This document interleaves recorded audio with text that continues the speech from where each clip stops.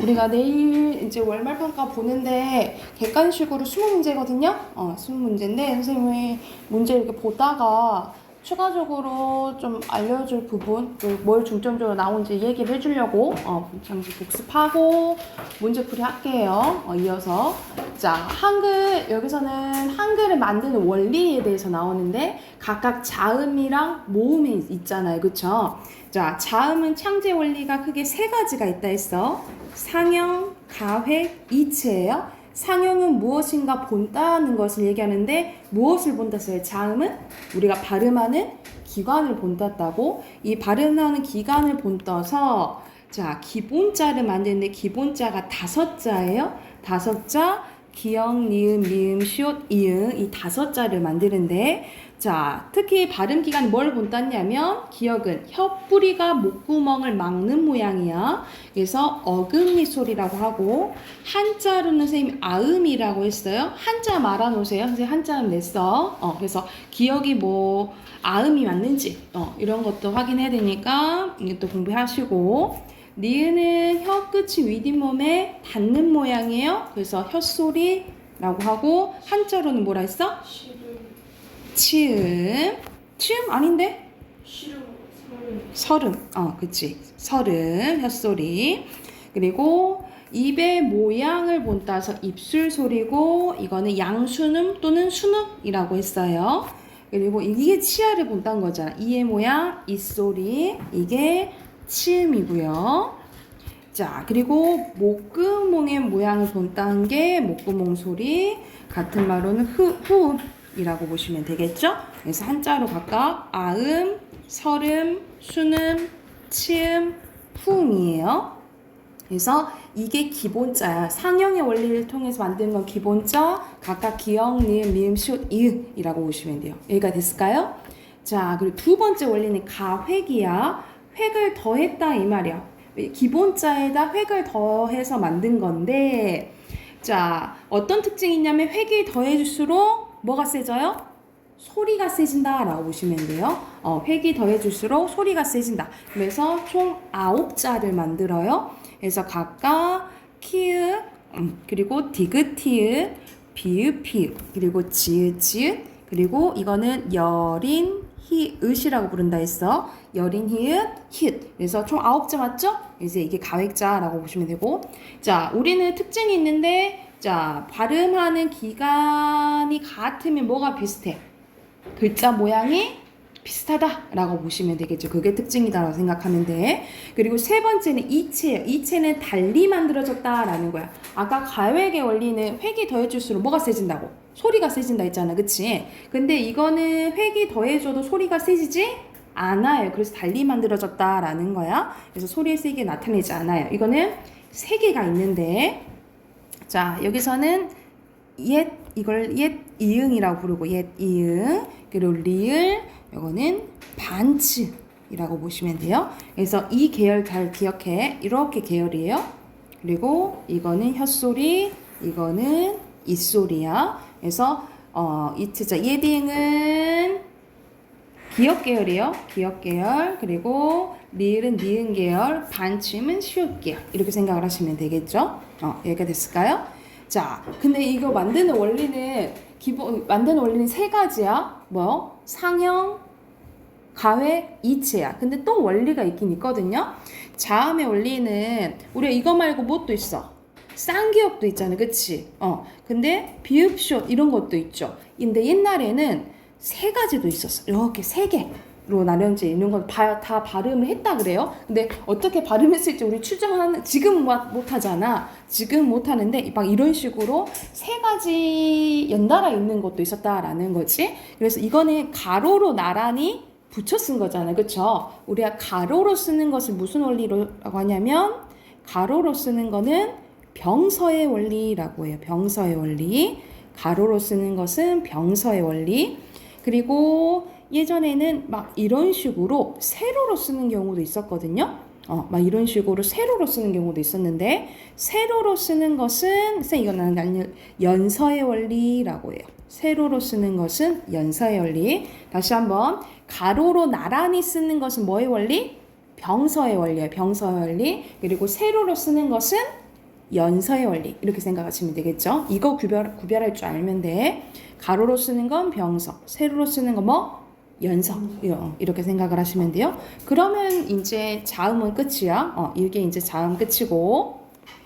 자, 모음으로 넘어가면 모음은 원리가 크게 두 가지가 있어요. 상형의 원리, 합성의 원리. 상형은 또 나왔다, 그치? 상형은 본 뜨는 건데, 자, 아까 자음은 발음 기간의 모양을 본땄다 했잖아요, 그쵸? 이거는 우주의 원리, 천지인을 본땄다라고 보시면 돼요. 그래서 자음과 모음의 공통된 창제 원리는 상형의 원리라고 생각하시면 됩니다. 그래서 자, 하늘을 본따서 기본자는 세자를 만드는데, 자, 하늘을 본따서 아래야, 이건 아래야라고 불러요. 아래야. 그리고 땅을 본따면 그리고 사람을 본따면 이. 그래서 이는 좀 더 둥글지 않고 모양대로 둥글지 않고 좀 얕은 소리라고 생각하면 돼. 그래서 아래야, 이를 본땄다라고 보시면 되고요. 합성의 원리로 몇 자를 만들려면 8자를 만들어요. 그래서 앞에 기본자를 합쳐서 각각 우를 만드는데 이것을 뭐라 하냐면 초출자, 여기 밑에 나와 있죠?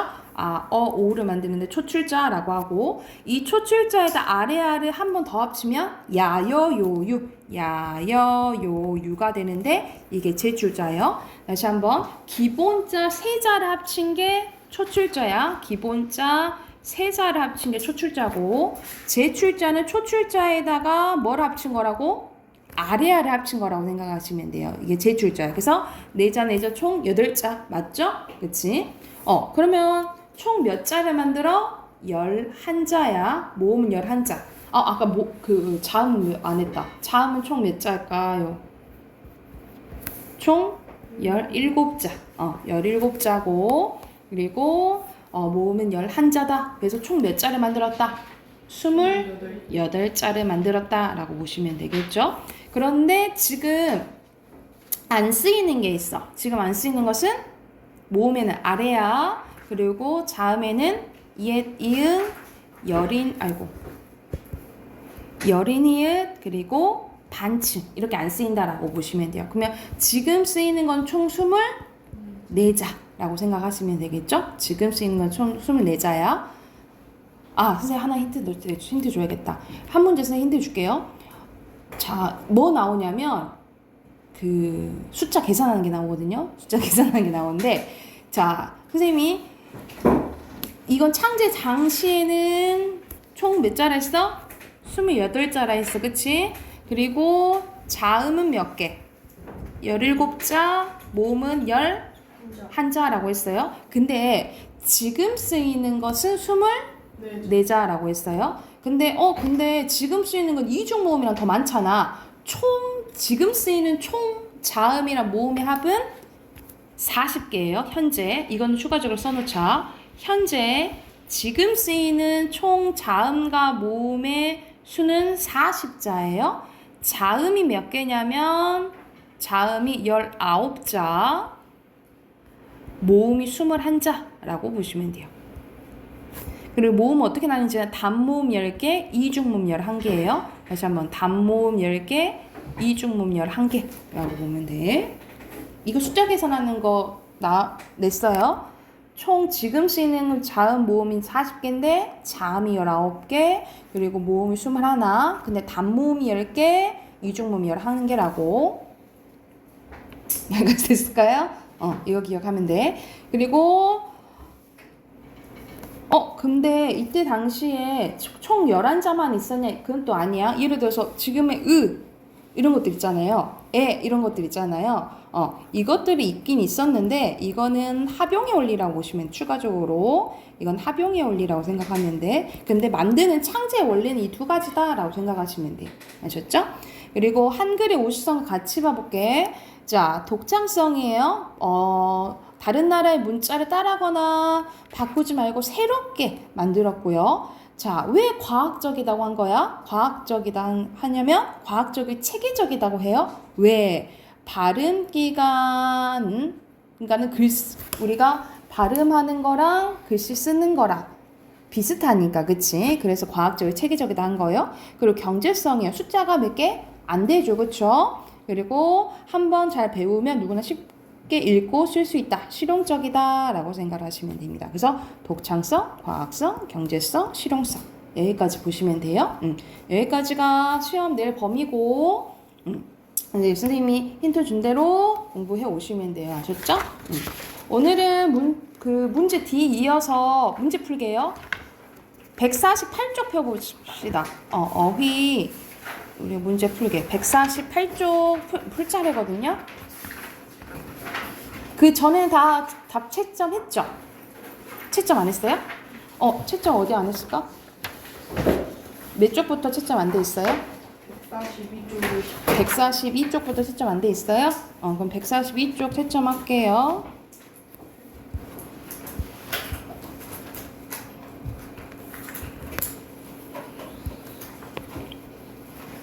142쪽 답 확인할게. 자, 1번의 순서대로 품사, 기능, 의미, 관계연, 용언이고요. 그리고 여기서는 체언을 꾸며주는 건 관형사죠. 용언을 꾸며주는 건 부사, 수량이나 순사 나타내는 건 수사, 움직임, 동사, 상태, 성질, 형용사, 이름 대신 나타내주는 건 대명사, 구체적인 대상이나 추상적인 대상은 명사, 그리고 대답하는 것은 감탄사죠. 그리고 문법적인 관계 나타내는 건 조사. 이렇게 연결시키면 되겠지. 그리고 체언은 반드시 조사와 결합해서 쓰는 거 아니에요. 혼자서 쓰여요. 그리고 대명사와 수사에 비해 명사는 품이 잘 받을 수 있고요. 모든 관계형, 고로 조사죠. 쓰일 때 형태가 변하지 않냐? 서술격 조사 2단은 변하잖아요. 그래서 X예요. 자, 그리고 순서대로 조사, 관형사, 명사, 수사, 동사, 대명사, 형용사, 부사, 감탄사예요. 그 다음 쪽 순서대로 수식원, 그리고 대명사, 수사고요. 그리고 감탄사예요. 그리고 4번에 홀로 쓰일 수 있고 주로 체언을 붙는 거 맞고요. 그리고 용언, 상태의 주체나 동작의 대상이 되는 건 목적어가 돼야 되니까, 그치? 뭐 명사가 되겠죠? X예요. 그리고 용언은 형태가 변하죠? 그리고 둘이 바뀌었네. X고요. 그리고 관형사, 부사는 조사 결합해서만 쓰이냐? 전혀 아니죠. 혼자 쓰이지 주로. X예요. 그리고 9번에 들어간 것은 청소한다. 그리고 공부한다 들어갈 수 있지. 그래서 동사가 들어가야 되고요. 그리고 모든 저가 들어가고 이거는 체언을 꾸며주는 관형사죠. 그리고 막다, 푸르다 들어갈 수 있고 이거는 형용사가 되겠죠. 됐나요? 그리고 체언에는 명사, 대명사, 수사가 있잖아요. 각각 밑줄고 품사 쓰라 있지. 그치? 그래서 우리 대명사, 선생님 명사, 오늘 명사, 학생 명사, 다섯 수사, 지각 명사. 됐죠? 자, 여기서는 조사네. 조사 표시할게요. 에, 이, 2개, 이, 에게, 을, 3개. 그리고 여기서는 격조사인지 그리고 보조사인지 구별하는 거예요. 그래서 격조사, 보조사, 격조사, 격조사, 보조사 이렇게 되겠죠? 그리고 여기서는 관형사, 부사 표시하네. 관형사, 부사, 그리고 부사, 부사 이렇게 고요. 그리고 순서대로 형용사, 관형사, 그리고 부사, 빠르다니까 형용사, 그리고 대명사, 관형사가 되겠죠. 됐을까요? 다 됐나요? 그리고 넘겨서 또 답 확인. 자, 빨리, 조용히. 그래서 부사가 들어가야 되고요. 어머나, 감탄사죠. 그리고 그녀, 나 들어갈 수 있어요. 대명사. 그리고 깨서, 그래서 조사 들어가야 돼요. 자, 채연, 이것도 대명사, 명사, 수사 찾으라 이 말이지? 그래서 민수, 명사, 때도 명사예요. 여기 대명사 이렇게 표시하면 되고, 당신 대명사, 옆 명사, 그것 대명사, 나 대명사 이렇게 표시. 그리고 그 대명사, 첫째 수사, 노력 명사. 맞죠? 그리고 관계형 또 고르는 거네. 만, 으로, 는, 에, 4개, 는, 를, 으로 3개, 에서, 까지, 은, 를, 이다까지 5개예요. 그리고 관형사, 부사 표시. 관형사, 부사, 관형사, 부사, 관형사, 부사, 그리고 부사. 됐나요? 자, 그리고 여기도 순서대로 흐른다 되잖아. 동사, 형용사, 그리고 형용사, 동사, 그리고 조용하다, 형용사, 그 다음에 동사. 없는, 이거는 형용사, 고요했다, 형용사.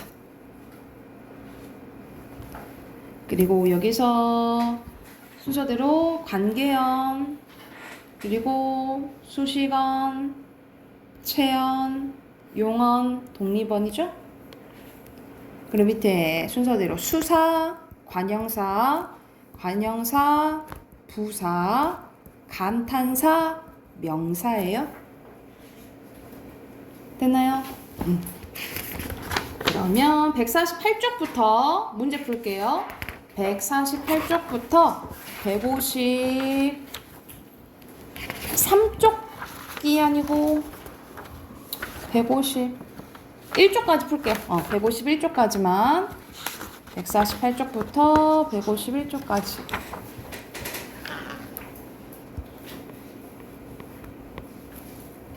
자, 있나요? 답 확인해 볼까요? 자, 1번에 여기서는 고유어는 순 우리말 맞죠? 한자는 한자를 바탕으로 만든 거고, 3번에 맞죠? 그래서 X5고요. 4번의 순서대로 외래어, 그리고 지어, 사회고요. 그 다음에 한자라고 보시면 되겠죠? 그리고 빵은 외래어, 감기, 여기선 한자어, 그리고 그네, 고유어, 친구, 여기 한자어, 재킷 외래어, 잔디, 고유어. 이렇게 보면 되겠죠? 그리고 13번의 순서대로 지역, 사회라고 보시면 되고요. 자, 150쪽 갑니다. 150쪽에 1번에 전문적이고 추상적인 건 한자어가 많아요. X고요. 그 다음에 순서대로 2번에 5, 3번에 5고, 4번에 외래어, 5번에 지역방언, 6번에 사회방언이고요. 그리고 여기서는 각각 특징들 이제 고르면 되겠지? 7번에 외래어, 8번에 고유어, 9번에 한자어, 10번에 고유어, 11번에 한자어, 12번에 외래어 이렇게 보면 되고요. 그리고 13번에 여기서는 사회방언에 대해 그 지역방언에 대한 설명이잖아요. 그죠? 그래서 O, X, X예요. 이해됐을까요? 자, 그러면 우리 문학 꺼내봅시다. 문학 30쪽 꺼내볼게요.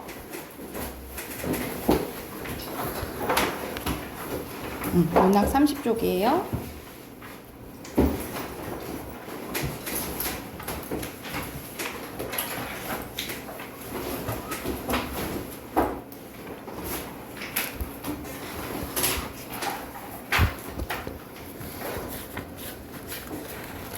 누나 보면은 여기서는 김영랑의 모란이 피기까지는 이라는 작품인데 가장 잘 나오는 구절이 있어요. 한번 봐볼게.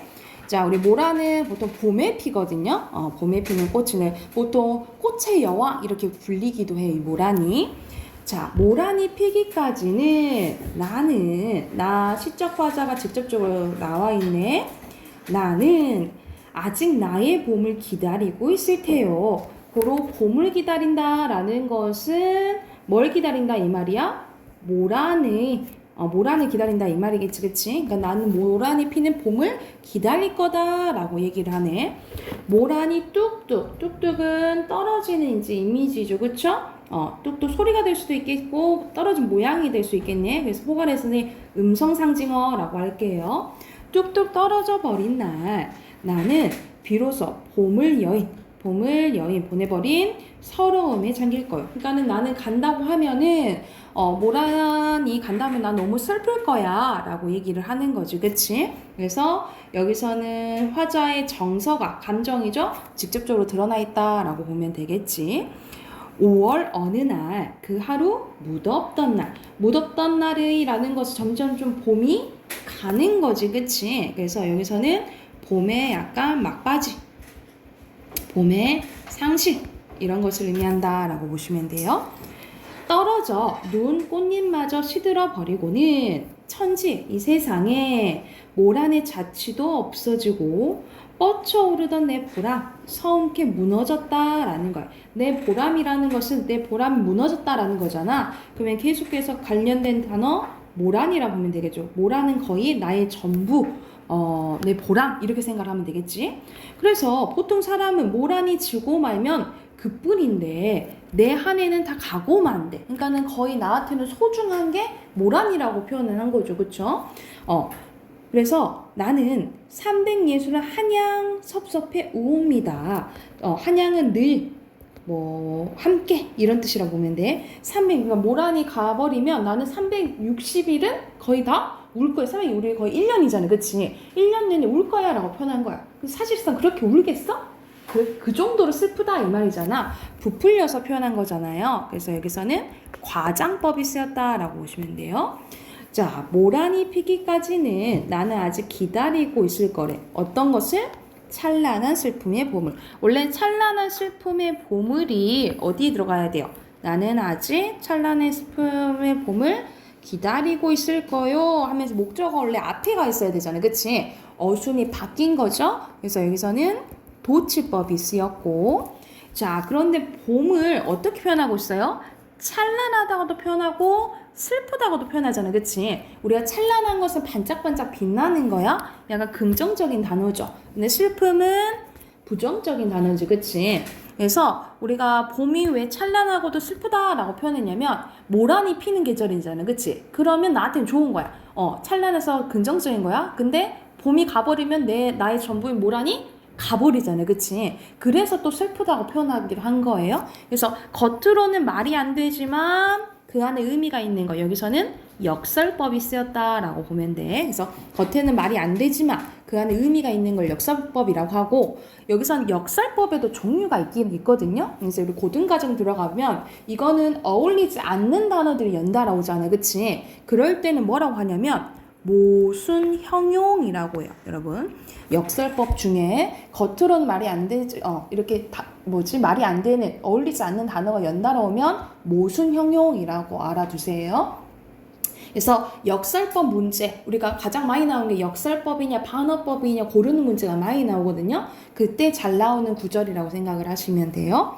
자, 그래서 여기서는 모란이 피기까지를 기다리는 내용이라고 보시면 되고, 자, 여기 한번 이어볼까? 여기 보면은 첫 구절이랑 뒷구절이랑 똑같잖아요, 그쵸? 비슷하잖아요. 이거는 머리와 꼬리와 같은 수미상관이라고 보면 되겠지. 수미상관. 그래서 수미상관은 당연히 반복됐으니까 뭐 형성해줘요? 운율 형성해주겠죠, 그쵸? 그리고 하고 싶은 말을 강조하는 주제 강조하는 효과가 있고요. 그리고 세 번째, 보기에 편해요. 왜냐 앞과 뒤가 같잖아, 그치? 그래서 형태적인 안정감을 준다 라고 써놓으시면 되겠죠. 그래서 여기서는 수미상관의 효가 써놓으시게요.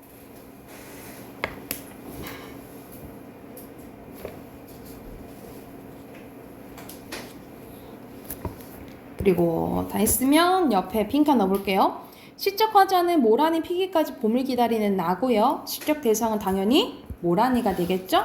그리고 여기는 거의 정서가 직접적으로 드러난 편이에요. 서럽다 하고 뭐 서운하다 하고 슬프다 하지, 그치?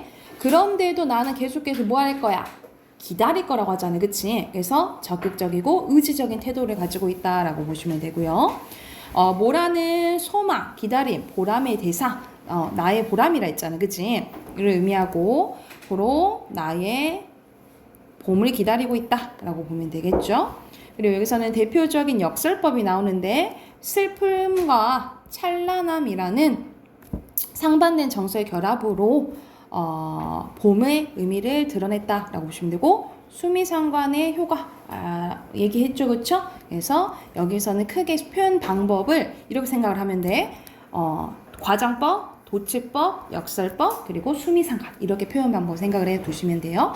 그러면은 해당하는 문제 바로 지금 풀게요. 31쪽 그리고 33쪽 문제 푸시면 돼요.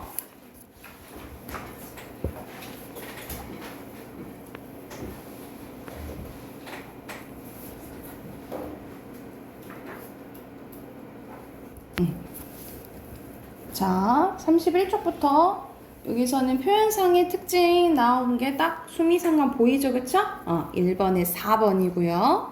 2번에 화자에 대한 설명으로 적절하지 않은 것은 여기서는 4번 자기 성찰하는 거 아니고요. 그리고 3번에 4번이죠, 그쵸? 자, 여기서는 이유가 간단하지. 왜 나한테는 반짝반짝거려? 뭐라니? 피는 계절이잖아. 피기 때문이다. 이렇게 쓰면 되고, 왜 슬퍼요? 봄이 가면 뭐라니?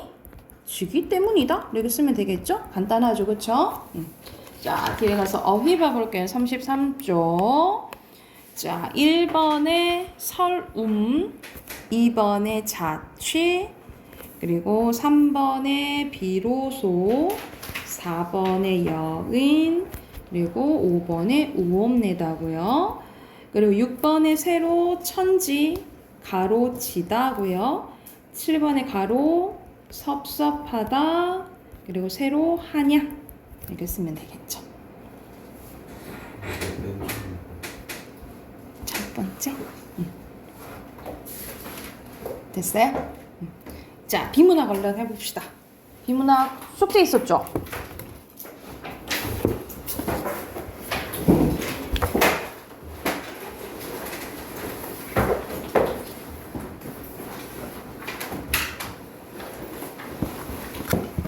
비문학 7대인데 48쪽이요.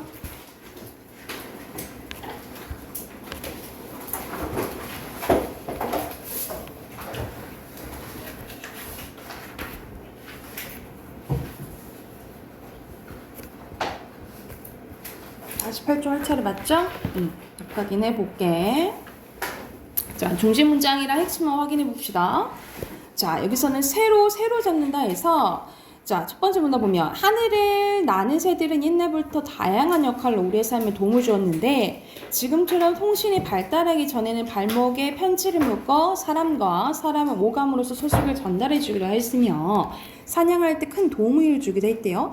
특히 새를 잡는 매사냥은 우리나라뿐만 아니라 중앙아시아 등지에서 많이 행해졌는데 지난 2013년 13개의 나라가 공동으로 유네스코 무형 유산으로 등재를 신청하여 지금은 어떤 게 됐다는 거야? 인류 무형 문화 유산으로 평가받는 게 매사냥이라고 한다는 거죠, 그치? 그래서 여기서는 마지막 문장을 중심 문장으로 볼 수 있고요. 핵심어는 매사냥이 되겠지.